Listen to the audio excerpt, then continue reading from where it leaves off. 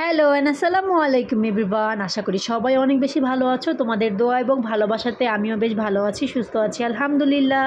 নতুন দিনের নতুন একটি ব্লগ ভিডিওতে তোমাদের সবাইকে ওয়েলকাম করছি। আশা করি তোমাদের ভিডিওটি অনেক বেশি ভালো লাগবে। আর হ্যাঁ, যদি ভালো লাগে আমার ছোট্ট পেজটাতে একটা ফলো দিয়ে দিবে। আর হ্যাঁ, ইউটিউবেও কিন্তু আমার একটি চ্যানেল আছে লাইফস্টাইল বাই শাওলিন, অবশ্যই আমার চ্যানেলে একটা সাবস্ক্রাইব করে দেবে। তো যাই হোক, এখানে আমি হালিম রান্না করতেছিলাম। আমার অনেক বেশি হালিম খাইতে ইচ্ছে করতেছিল। আর বাহিরের হালিম আমি একদমই খাই না, আমার কাছে ভালো লাগে না। যখনই খাইতে মন চায় আমি বাসায় বানাই ফেলি। দেখো ঝটপট কি সুন্দর একটা হালিম বানিয়ে ফেলেছি। আর সেদিন আমার কাছে এত বেশি ভালো লেগেছিল হালিমটা, বাসার সবার কাছে অনেক বেশি ভালো লেগেছিল।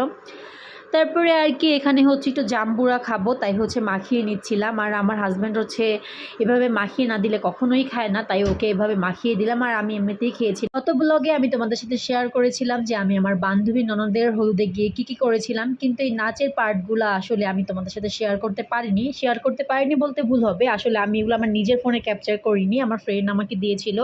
আর আমি দেখছিলাম আর তোমাদের সাথে শেয়ার করে দিলাম। আমি একা দেখবো কেন, তোমরাও দেখো। আর বউ নাচছিল, কি মিষ্টি লাগতেছিল। সবাই মাশাল্লাহ বলতে একদমই ভুলবে না। আমি এগুলো একদম দেখতে পারি নাই, কারণ তখন অলমোস্ট 1টা কি 1:30টা বেজে গিয়েছিল। আর আমার হাজব্যান্ড ওখানে থাকবে না কারণ বেবি অনেক কান্নাকাটি করতেছিল, এই জন্য বেবি থাকতে চাচ্ছিল না, যার কারণে আমরা চলে আসছি। আর আমার হাজব্যান্ড না কোথাও গেলে এমনই।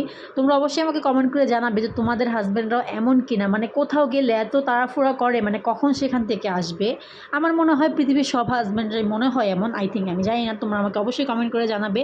আর যার কারণে আমি এরকম সুন্দর নাচের পার্টগুলো একদমই দেখতে পারি নাই।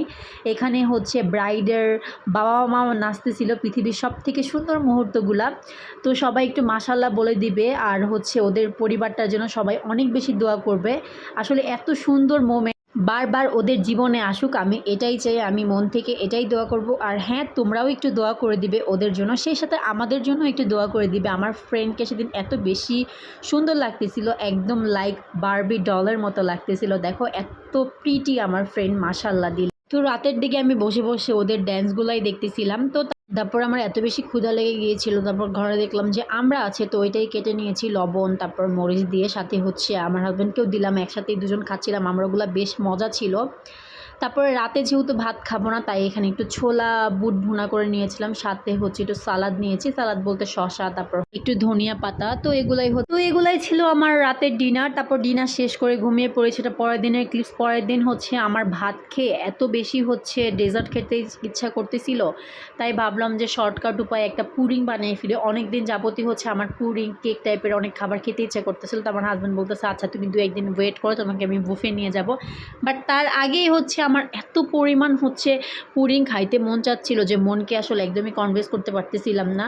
এই যে মনকে বোঝাচ্ছিলাম যে না, আমি ডায়েটে আছি, এখন কোনো চিনি জাতীয় খাবার খাওয়া যাবে না, কিন্তু বোঝাতে পারিনি। শেষমেশ আমি বানাতে চলে গিয়েছি একদম ছোট্ট করে 2টা পুডিং, কারণ বড় বানালে বারবার খেতে ইচ্ছা করবে। তো তোমরাও শর্টকাট উপায় এরকম বানিয়ে নিতে পারো। তো আজকের ভিডিওটি এই পর্যন্ত। Thanks for watching.